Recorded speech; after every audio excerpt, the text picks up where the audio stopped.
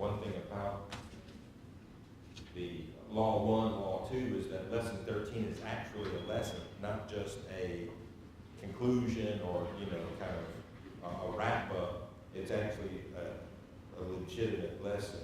And so we go to Numbers 15, and as the children of Israel failed to go into the land of Canaan, the first time because of fear, then God still is ordering them up. He's still telling them this is what you need to be doing.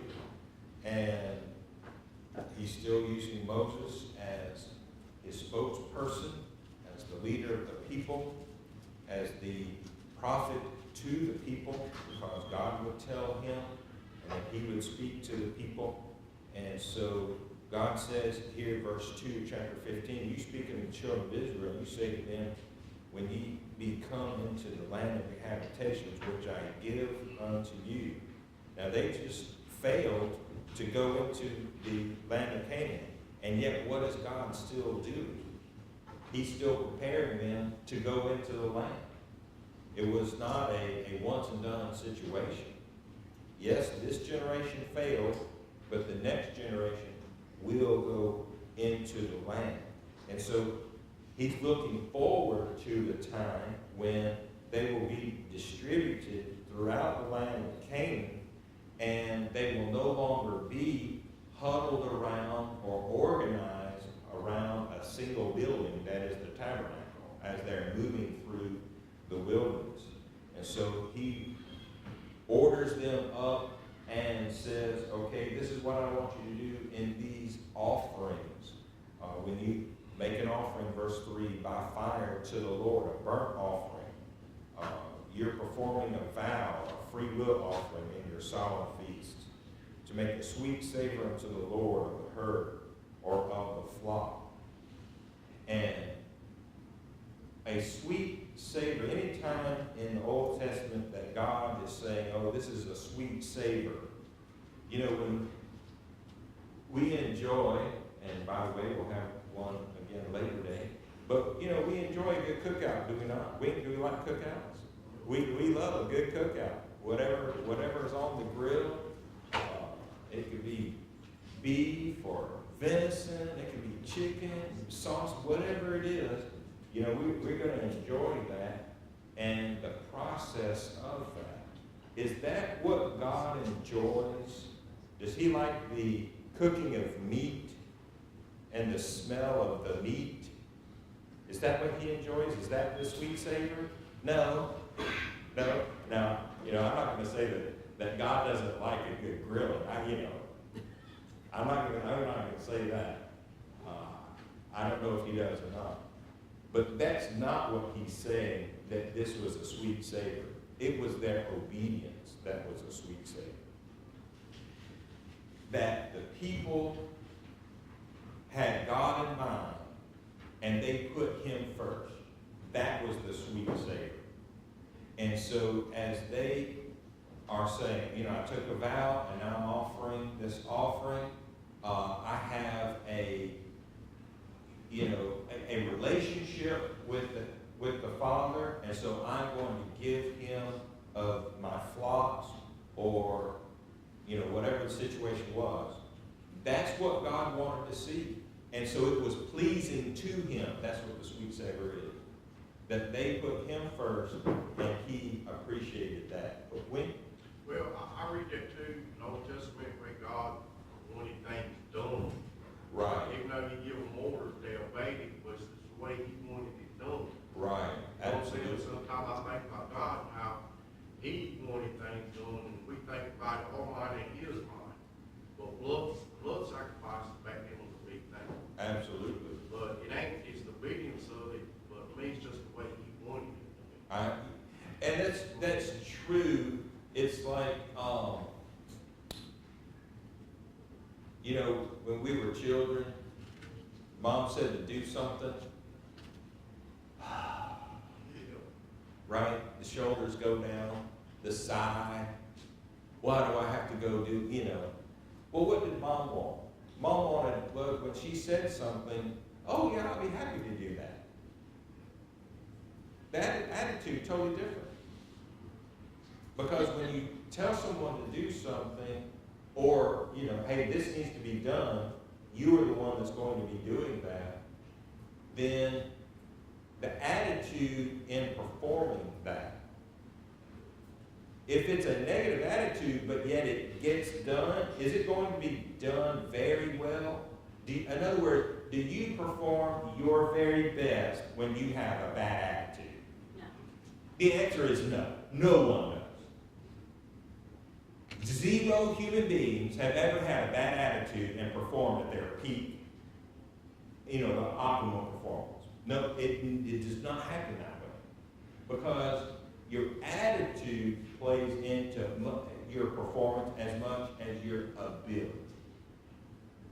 And God wanted not just their physical, and that's what the Jews, especially in Jesus' day, that's what they didn't understand. It wasn't just the physical situation.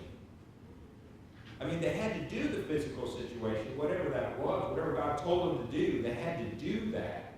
But what's the attitude behind it? And so the Jews, especially in Jesus' day, they left the attitude, the heart. They left that out. And, well, as long as we do it. No, that's not pleasing to the God of heaven. I'm just going to go through the motions of it. No, I have to have heart behind it. I have to have a good attitude behind this. And so when we have a good attitude, when it comes to all of this, then it's going to go up to God as a sweet Savior. There in verse 3. To the Lord. He's going to look at, is the physical right? Okay, that's great. But what is the heart behind it? And when we have that, then that's when God is pleased. And so, there's also attached with that the idea, maybe you've heard this, maybe you haven't, but I have heard, there's a specific instance, probably 30 years ago, but anyway, a specific instance where I remember distinctly that a Christian woman said, well, the God of the Old Testament was this way, but now he's, whoa, back up. No, God is unchanging.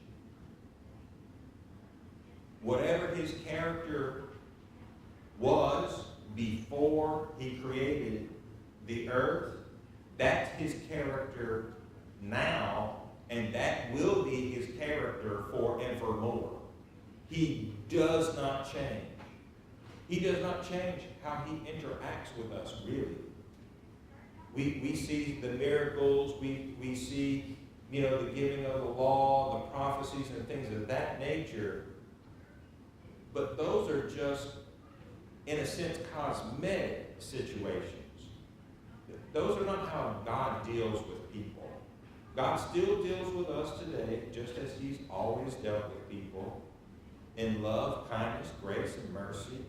The desire to have peace with man, be able to, for us to put him first. And so all these things, God's never changed. And when we read the Old Testament, knowing that God is the same forever, then we'll read, hey, yes, he expects something of his people in a physical situation. I want this done, I want this done, I want these people to do this, but I want these people over here to do that. I give this person authority, but the rest of you have to obey that authority. So God has the ability to do that. That does not mean that he loves anyone more or less. Because what does God know? He knows us. He knows what we need. And so he orders us up in a way that's beneficial to all of us. Amy? Well, when you read in the book of Numbers and how he expected, this offering to be the first year of this with no blemish and all that, he didn't say now, don't don't do this, and don't give me this, and don't. Same thing with what he does today. The That's Lord's right. Supper is to be, unleavened bread, fruit of the vine. He didn't say don't use punch, don't use potato chips. I think sometimes we think, well, God didn't say we couldn't use it, but Right. he did say we could. That's And- exactly And right. I'm just kind of amazed at, you didn't give him the right thing, you get struck dead. That's correct. I mean, you better hope you had the right animal up there, because if Oh, not. Oh, yes. Because you're right, God does not authorize through silence. He authorizes through commands. And so the silence of the scriptures does not give me the opportunity. If we are ever doing something, well, God doesn't say not to, then I need to reevaluate why I'm doing something. And I think- If that thought ever comes to my mind, well, God doesn't say not to. Whoa, whoa, whoa. Now you're trying to put words in God's word, basically.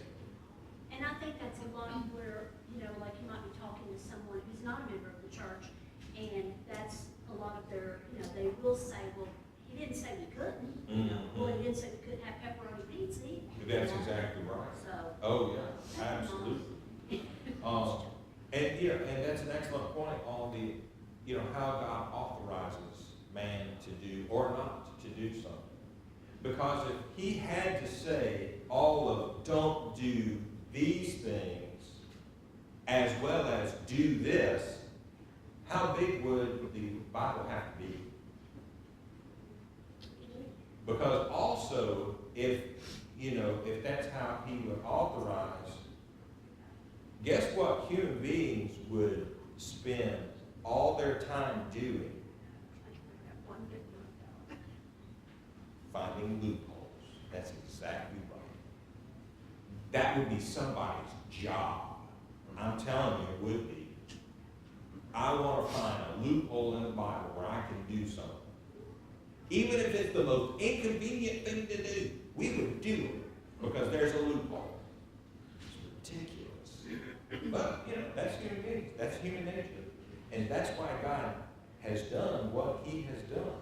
Because he knows us. And he always wants what is best for us. Go down to Numbers 15, verse 16.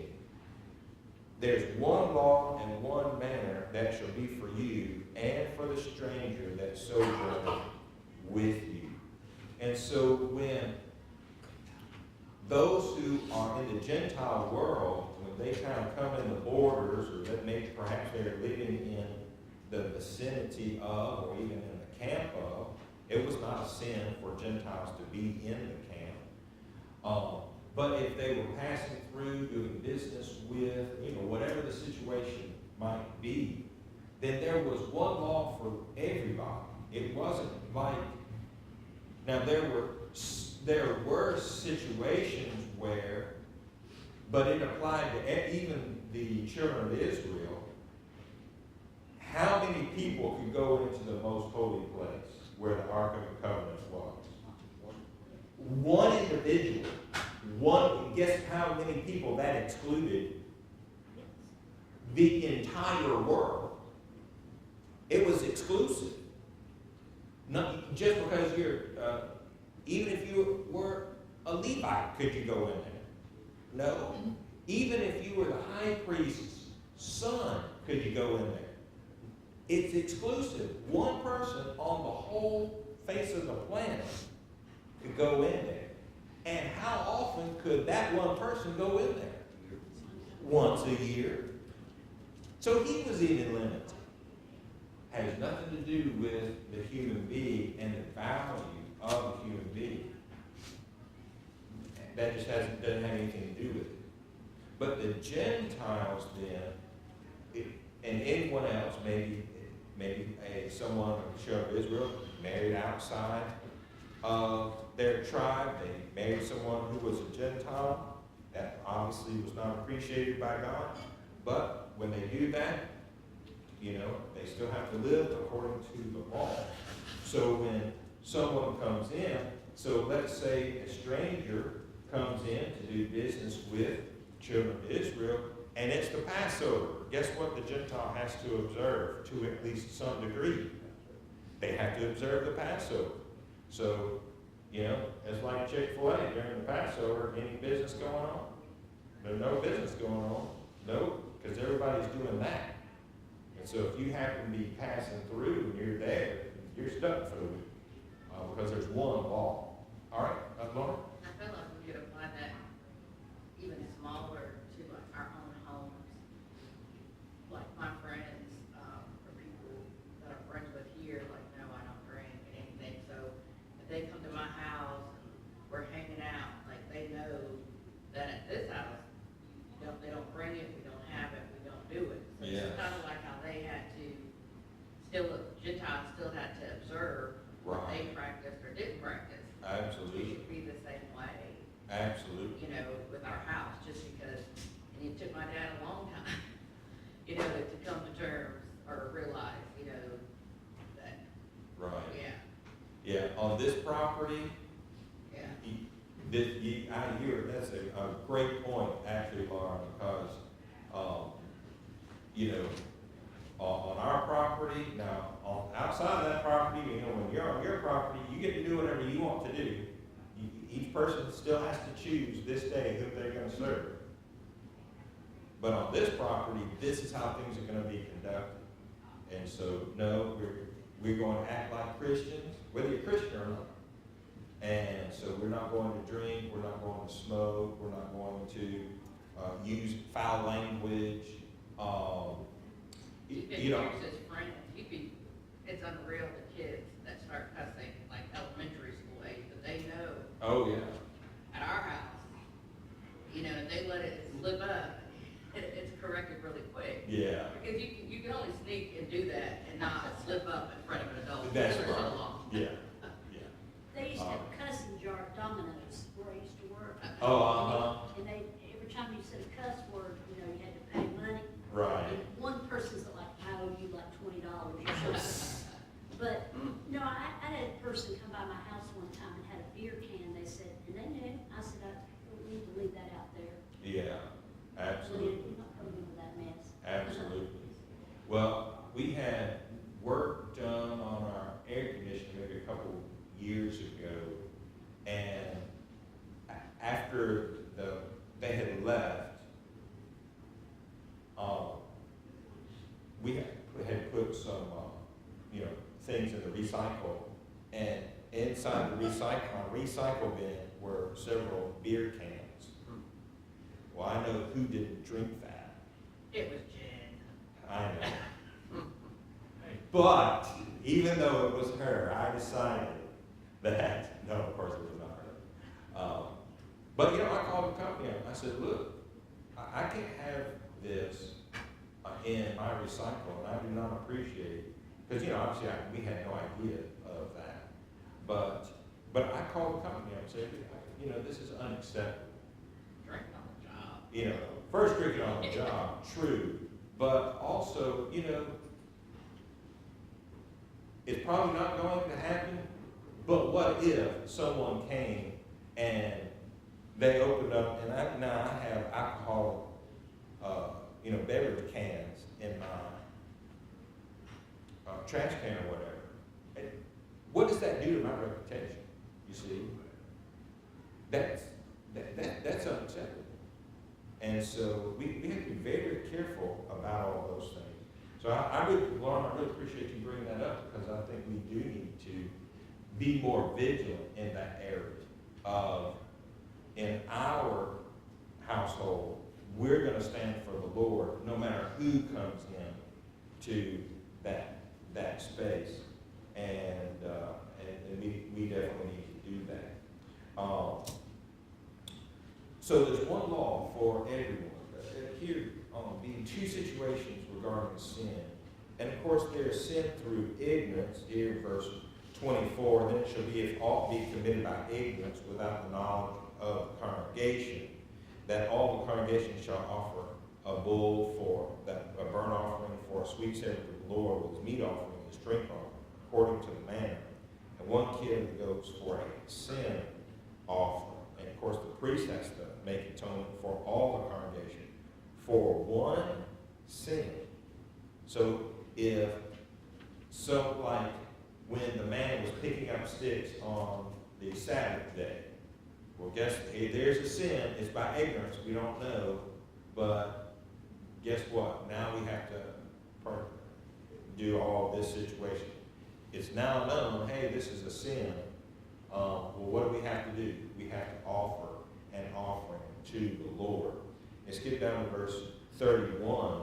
Because he had despised the word of the Lord and had it's presumptuous sin now. Now you know, but you just don't care. Verse 30. And so what needs to be done, because he had despised the word of the Lord and broken his commandment, that soul shall utterly be cut off. His iniquity shall be upon him. It was a serious situation to commit sin, especially knowing this is what God says to do. I disregard what God says, and I'm going to do it anyway. He says, you cut that soul off, just like a leper. So here's essentially now we're seeing leprosy. Physical leprosy, they had to be quarantined. Spiritual leprosy, sin, because this is a situation that it's known, the person didn't care what God says, he's just being rebellious. God says that person is to be cut off. And then we have an example in chapter 16 of that very thing occurring. But God took care of this situation. We have Korah, and he led a rebellion against Moses. And verse 2, they rose up before Moses, certain of the children of Israel, 250 princes of the assembly, people that were known by everyone. Verse 3, they gathered themselves together against Moses and Aaron. They said, "Ye take too much upon you." Oh, what are they wanting? They want power. Just being well known wasn't enough. They wanted to have some of the power that they believed Moses and Aaron had. Put your finger right there. Look.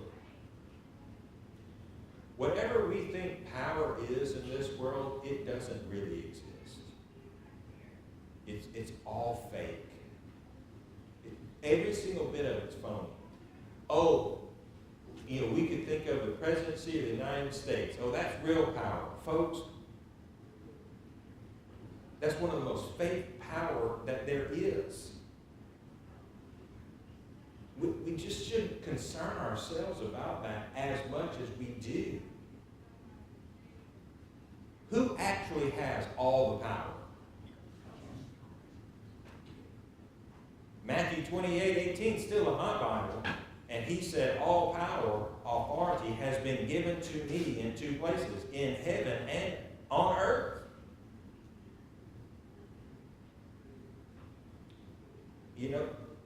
I don't know how else he needs to say it. And if you think that you have power, guess what? You do not.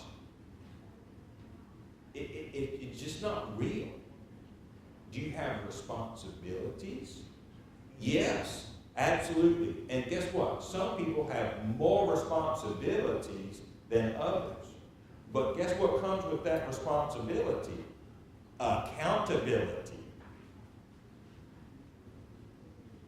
So you want to be the top person in the land?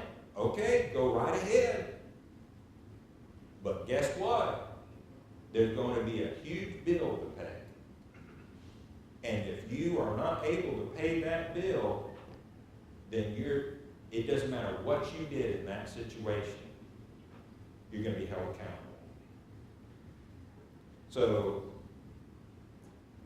Korah thinks, oh, Moses has too much power.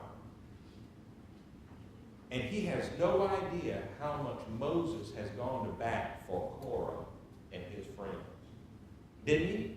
Didn't Moses even give his own life up Now, he didn't die for them, but he was willing to give his own life up for all these people that are rebelling against God. Moses did that. Did these people know that? Even if they did know that, do you think they would have appreciated it? No.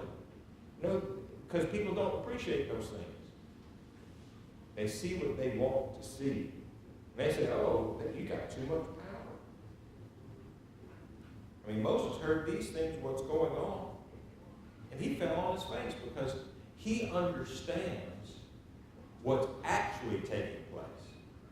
Korah and these 250 princes, they're thinking only physically and selfishly, what can I get? But Moses is thinking spiritually. He knows the consequences of these people rebelling against Moses, which is rebelling against God. Please do not do this. He spake to Korah and all the company. Verse 5, even tomorrow the Lord will show you who are his, who is holy, and will cause him to come near unto him. Even him whom he had chosen will he cause to come near unto him. This do take you censers, Korah and all his company, put fire therein, put incense in them before the Lord tomorrow. It shall be that the man whom the Lord doth choose, he shall be holy. Ye take too much upon you, ye sons of Levi. And Moses said to Korah, hear, I pray thee, ye sons of Levi, seemeth it but a small thing of you that the God of Israel has separated you from the congregation of Israel, to bring you near to himself, to do the service of the tabernacle of the Lord, and to stand before the congregation to minister unto him. And he hath brought thee near to him, and all thy brethren, the sons of Levi, with thee, and seek ye the priesthood also, for which cause both thou and all thy company are gathered together against the Lord. And what is Aaron? That ye murmur against him. Those are serious questions and accusations. They were not satisfied with carrying the stuff of the tabernacle, but they wanted to go in to the tabernacle. They were not satisfied with the labor that the Lord called them to do. And instead, they rebelled against Moses and Aaron and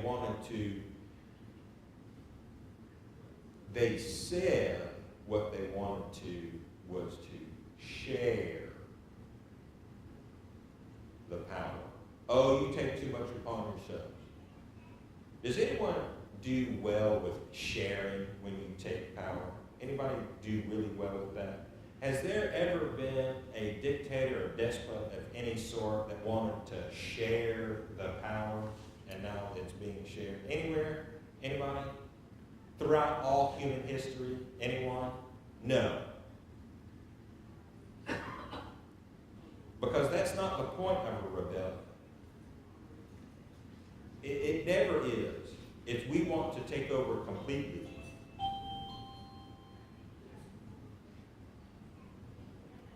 That's the way it was with Korah. We want to take over. Just because you say share doesn't mean that that's actually your end game. Right? Yeah. Do people lie? Oh, they do? I didn't know that. Didn't even enter my mind. People lie. Oh yeah, we just want to share this. That's right. Mm-hmm.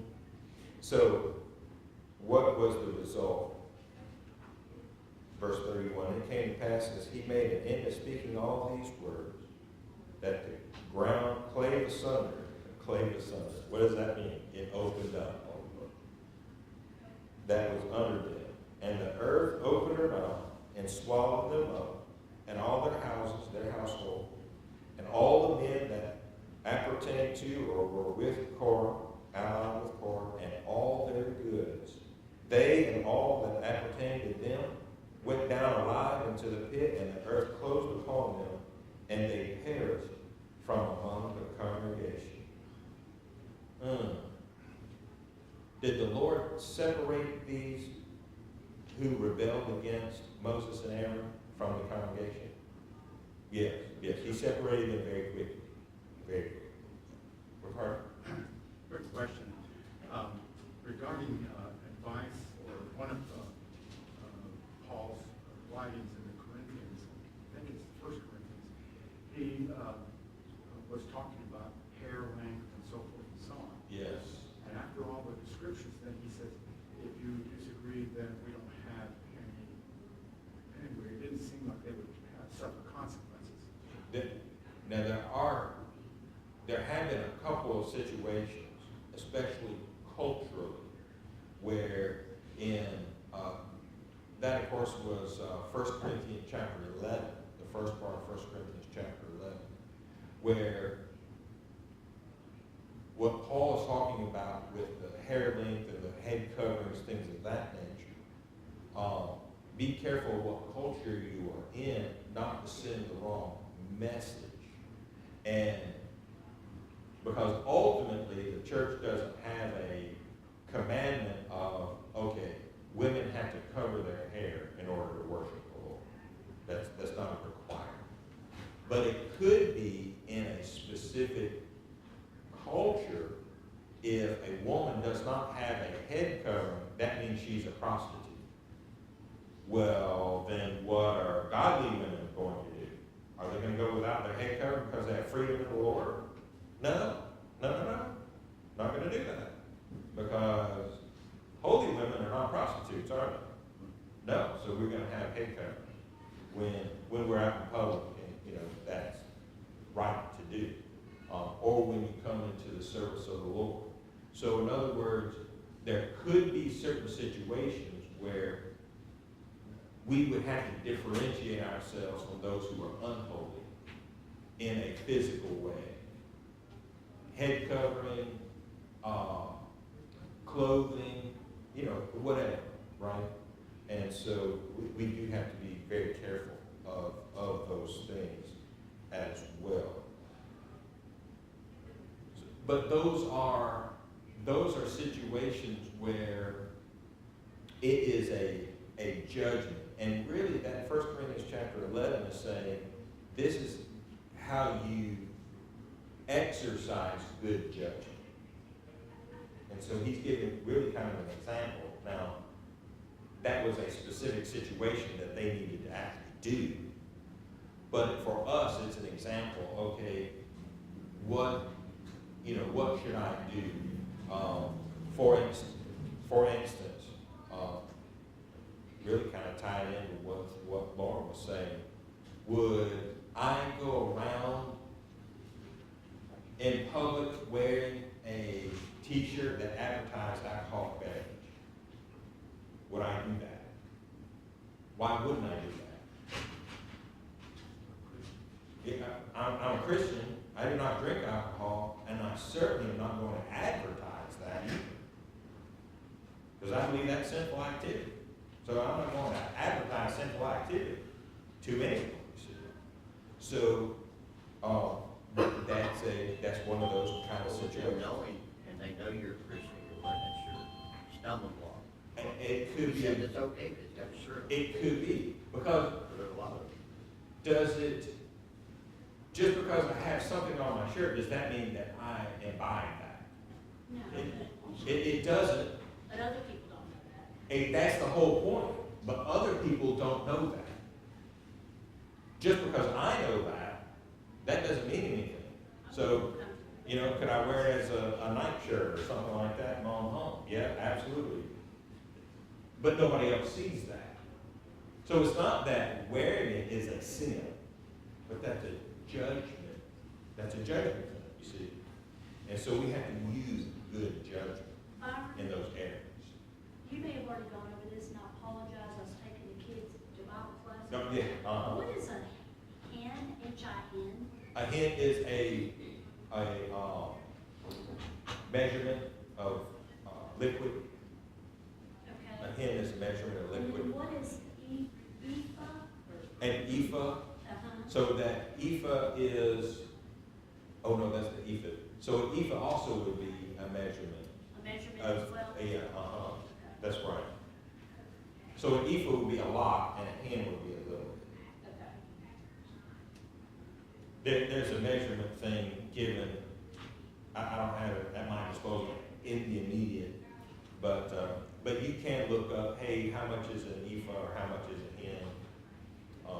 Yeah, I looked And so, yeah, but those are just ancient measurements at, okay, that they had to give at different times.